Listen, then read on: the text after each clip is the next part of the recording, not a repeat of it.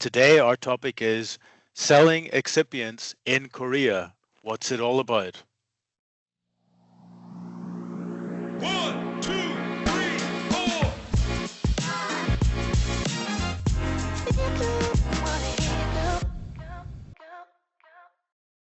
So, hello everybody, and welcome to Excipient Talk, brought to you by galenIQ. I'm Michael Black, and so today I'm talking to Sungho. So, how are you? Fine, thank you. How are you? Good, I'm good. very happy to be here with you and have a chance to talking about the business in Korea. Okay, that's great. Thank you for joining. So, please introduce yourself to our viewers. I'm Sungho, the president of Technia Corporation in Korea. I have worked with Beneo Palatinate over 20 years, and in terms of galenIQ, I started work from the beginning stage, even before the galenIQ was registered, got the USP filing. All right. Okay, so what does technical sales development look like in Korea for excipients like galenIQ? Well, the technical sales development means our target context is mainly the R&D people, because the other conventional excipient like lactose or mannitol, sorbitol, the main context are mainly the purchasing team, purchasing people. But the technical sales, technical development means that our main contact is R&D. I will say a little the Korean situation. The Korean pharmaceutical market in the past focused on simply generic drugs mainly, but it has been shifted more to value-added medicine. In Korea, it is called the IMD, the legally incrementally modified drug. It's a improved or value-added drug, and galenIQ have a chance from those value-added drugs. So Okay. my main focus is, of course, helping pharmaceutical companies to optimize their formulation using galenIQ. Okay, all right, thank you. So, what do you think is the biggest difference versus Europe in how pharma customers in Korea evaluate a new excipient?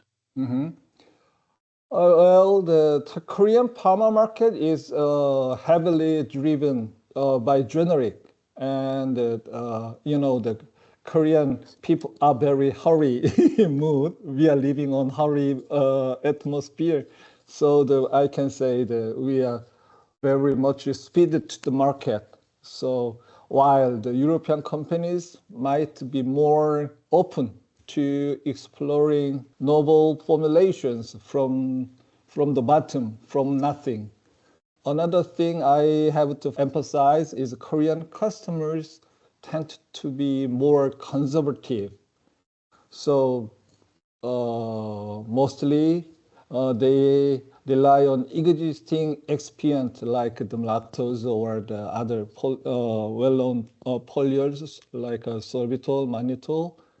And the Korean customers are more rely on the proven local reference to minimize any risk of the failure in trials. Okay, so like the tried and tested. Um, you have mentioned in a separate discussion that roughly 90% of Korean pharma companies are aware of galenIQ, yet still many prefer these established excipients. You've touched on that, but what's really behind the gap? It mostly comes down to the risk aversion and time, because the Korean customers want to make success as soon as possible. So switching from traditional excipient to something new requires a new stability test or the validation, regulatory filing.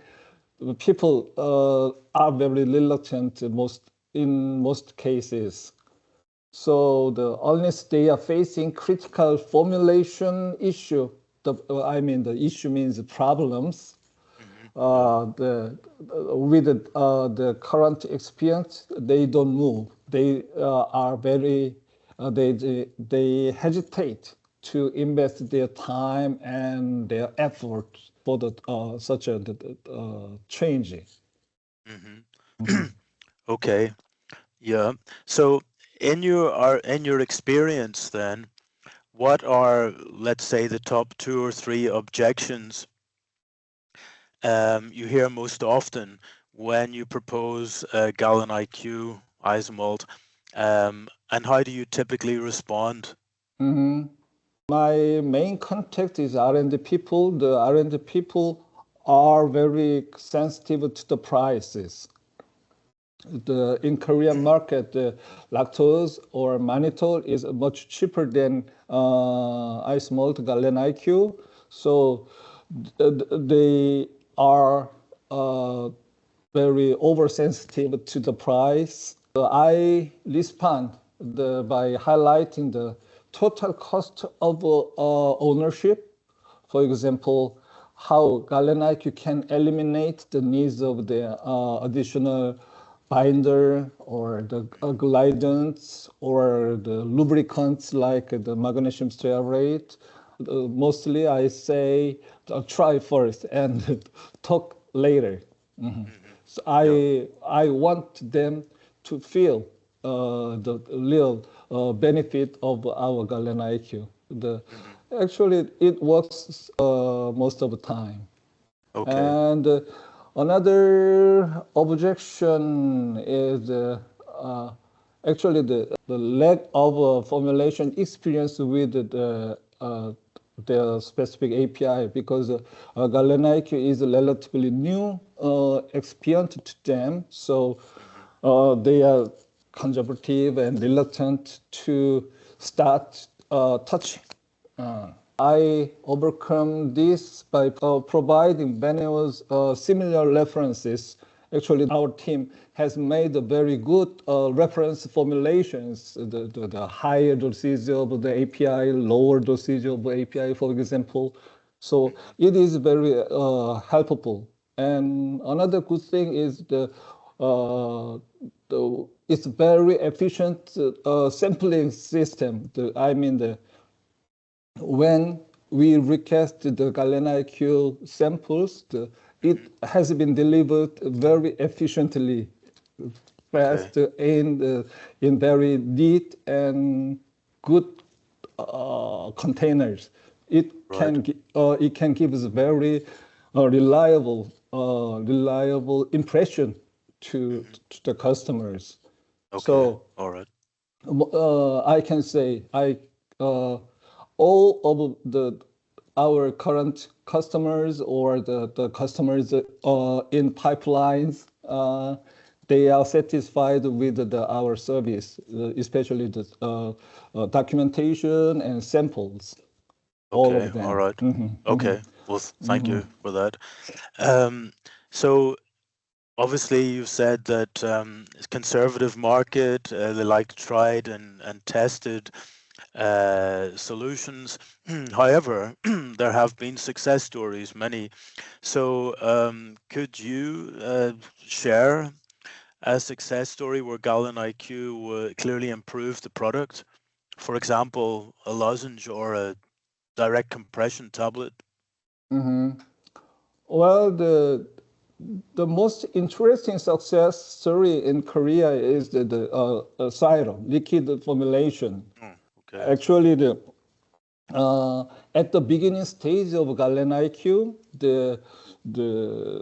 our team has have focused on solid dosage forms, but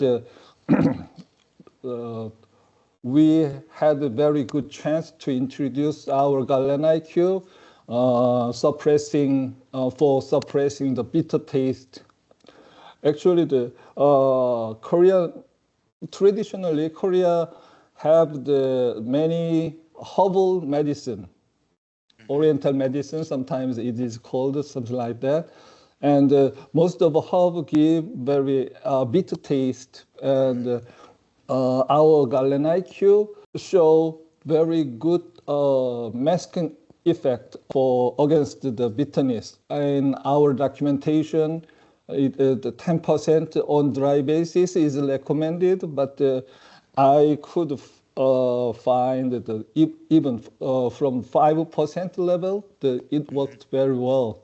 So Okay. the Korea was the first company to apply galenIQ to the syrup product. And another success story is tablet lozenge. Actually, there is no GMP certified high bold lozenge facility in Korea. So instead of the traditional lozenges, we have focused on compressed tablet lozenges.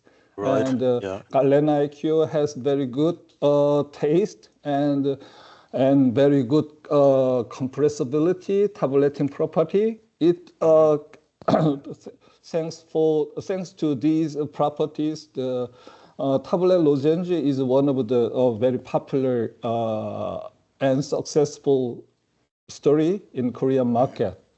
Right. And another thing is travel sickness medicine. Is the people wanted to take the pill without water. So travel tablet was a very proper dosage form, and the galenIQ was very good for the application. Okay. All right. Okay. Well, thank you for these many examples. So, in these success stories, we see benefits like the good taste, and also the good compressibility, tabletability. So, when you're positioning the product in Korea, which benefit would have win more often? The taste, patient experience, or the process robustness? Mm, Actually, it's very hard to separate in Korean market because the we have to take two direction at the same time. The I mean the good compressibility, tableting property. It is the because Korean pharmaceutical market was rely on the wet granulation in the past. Now is the moving to direct compression for tableting. So the bigger number of projects are coming with those properties, the tablet stability or the compressibility, but the potential is smaller than the taste side. Okay. Yeah, Right. the taste in terms of taste, the number of projects are very limited, but the syrup application we can expect a much bigger potential. So I have a focused on both sides, the taste Right. and Yeah. physical, Yeah. technical properties. Okay. All right. Well, thank you for that explanation. So, what do you think is the most effective way to build trust with the research and development teams in the customer companies? As I mentioned earlier, the Korean people are very conservative.